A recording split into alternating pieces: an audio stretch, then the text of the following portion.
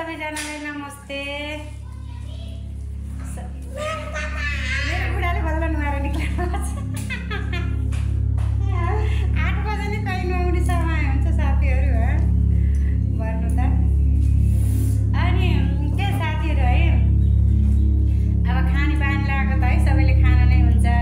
नखानुस् भन्न पनि भएन, नखानुस् भन्न पनि पापै हो र खानुस् भन्न पनि पापै हो होइन। अब यो माछा मासु खाने साथीहरूले त खानुहुन्छ है, नखानेले फेरि खानु हुँदैन। मलाई कस्तो लाग्छ भनेदेखि संसारमा कलियुग चलेको छ नि त अहिले। अब कलियुग चलेको छ, अब पहिलाको जस्तो सत्ययुग छैन। अनि मान्छेले नाना थरी गरेका छन्, अखण्डमाथि गरेका छन् है। त्यही भएर संसारमा यति पाप बढेको छ क्या साथीहरू है। कहीँ एक्सिडेन्ट भएका छन्, गाडी पल्टेका छन्, ठोकिएका छन् है। कुनै कुनै देशमा लडाइँ लागेर ठुलो सङ्कट आएको छ। त्यही भएर दिनभरि टाइम नपाए पनि है खाने माछा मासु नखाए पनि अरू खाने जिनिस छ त।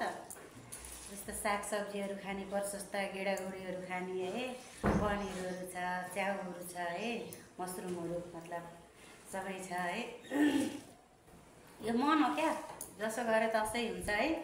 मन हो है, खाम भने खाइन्छ, नखाम भने खाइँदैन, त्यस्तै हो। त्यही पनि दिनमा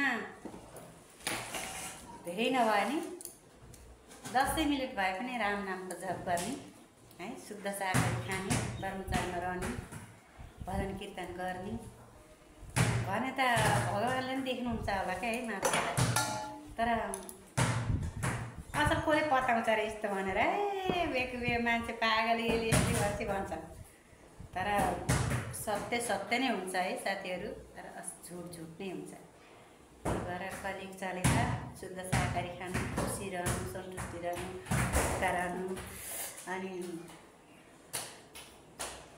जतिजनाले युट्युब च्यानल हेर्नुहुन्छ नि साथीहरू, अब तपाईँहरू पनि त होला नि त ठाउँ ठाउँबाट है।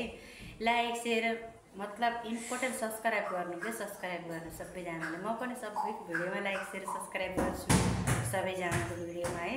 सबैले सब्सक्राइब गर्नु के, सब्सक्राइब गर्नु। युट्युबमा इम्पोर्टेन्ट सब्सक्राइब हुन्छ के। अनि यो मेरो कान्छो छोरा है बल खेल्न भित्रै पनि बल खेल्यो। अनि चन्नाल छ नि सानो नजाऊ जाऊ बाहिर गएर खेला, यहाँ खेल्दैन। दादा खै जाऊ, दादालाई बोलाऊ। नास्ता खाना आऊ भन।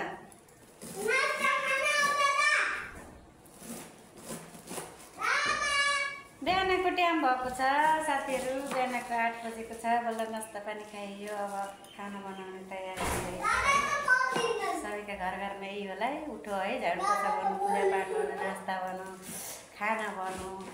ए तनाव हुन्छ है साथीहरू, हामी बुहारी मान्छेले तनाव हुन्छ। तनाव कसले बुझ्छ र है, कसैले बुझ्दैन।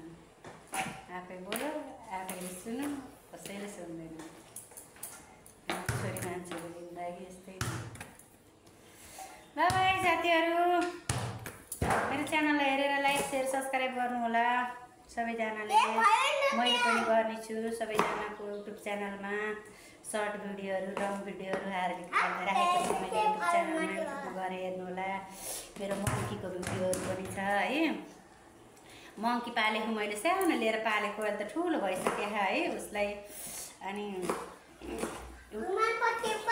टिकटकमा पनि राखेको छु मैले, युट्युबमा पनि राखेको छु मङ्कीको भिडियो।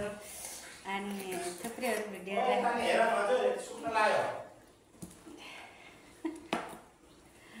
शासन चर्को छ साथीहरू, मेरो बुढोको शासन चर्को छ। मान्नै पऱ्यो है, श्रीमानको शासन मान्नै पऱ्यो। के गर्ने, बुढो जस्तो ठुलो केही छैन है, जे भन्यो नि बुढै हो। त्यही भएर शासन चर्को छ साथीहरू। कसले मान्नुहुन्छ बुढोको शासन? मान्न पर्छ बुढोको शासन। बुढोभन्दा ठुलो के छ र है, केही छैन। त्यही भएर बुढोको शासन मान्नुपर्छ। सब्जी चट चट चट चट काट्न आउँदैन क्या साथीहरू, यसरी काट्छु म सागहरू। हस्त नमस्ते, थ्याङ्क यू, बाई बाई।